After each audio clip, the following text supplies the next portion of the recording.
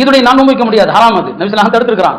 ஆனா அந்த ஈதுடைய நாளையும் நோன்பு நாளாக ஆக்குறதுக்கு உலமாக்கள் வழி சொன்னாங்க. மௌலானா அன்வர் ஷா காஷ்மீரி, இந்தியாவுடைய மாபெரும் ஹதீஸ் கலை நிபுணர், தாருல் தேவந்துடைய பெரிய உஸ்தாதாக இருந்தவங்க. அவங்க சொன்னாங்க, தில்ஹஜ் பிறை 1 இருந்து 9 வரைக்கும் 9 நோன்பு வைங்க.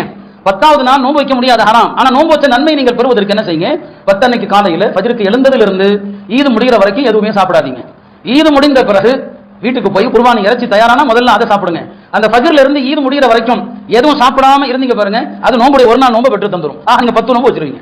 9 நோன்பு முழுமையான நோன்பு, 10வது நோன்பு ஈது காலையில ஃபஜ்ர்ல இருந்து ஈது முடிகிற வரைக்கும் எதுவும் சாப்பிடாதீங்க. இது கட்டாயம் ஒண்ணும் இல்ல, சாப்பிடாம இருங்க. ஈது முடிச்சிட்டு சாப்பிடுங்க. அன்றைய 10வது நாளும் நோன்பு வைத்தால் என்ன நன்மையோ அந்த நன்மை உங்களுக்கு கிடைத்துவிடும். எனவே இந்த துல்ஹஜ்ஜுடைய 9 நாட்கள் நோன்பு அவசியமாக கடைபிடிக்க முயற்சி செய்யுங்கள். அல்லது எத்தனை நோன்பு முடியுமோ அத்தனை நோன்பு வைங்க.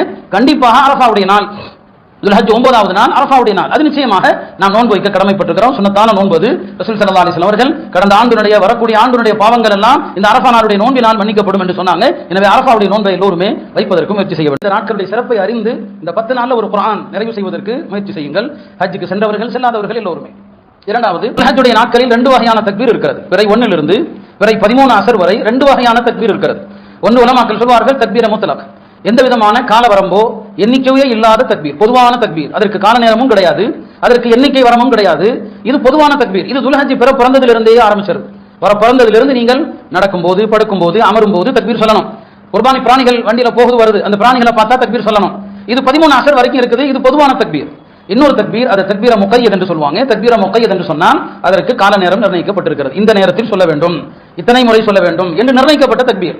அந்த நிர்ணயிக்கப்பட்ட தக்பீர் என்பது அரஃபாவுடைய நாள், துல்ஹஜ் பிறை 9ஆம் நாள் காலை ஃபஜ்ரில் இருந்து ஆரம்பித்து 13 அசர் வரை ஒவ்வொரு ஃபர்லான தொழுகைக்கு பிறகும் ஒரு தடவை தக்பீர் சொல்வது வாஜிப், ஒரு தடவை சொல்றது கட்டாயம். இது தக்பீர முக்கையத் என்று சொல்லுவாங்க. நாம இந்த ஐவேளை தொழுகைக்கு பிறகுள்ள தக்பீரை ஜமாத்தா தொழுகிறதுனால அது தனியா சொன்னாலும் சொல்லணும். ஆனா ஜமாத்தா தொழுகிறத சொல்லிடுறோம். ஆனா இந்த பொதுவான தக்பீர் யாருமே அமல்ல இல்ல.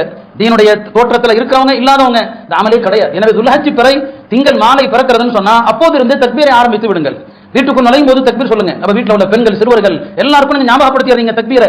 அப்ப எல்லாருமே தக்பீர் சொல்லி இந்த நடைமுறையை, இந்த அமலை கொண்டு வர வேண்டும்.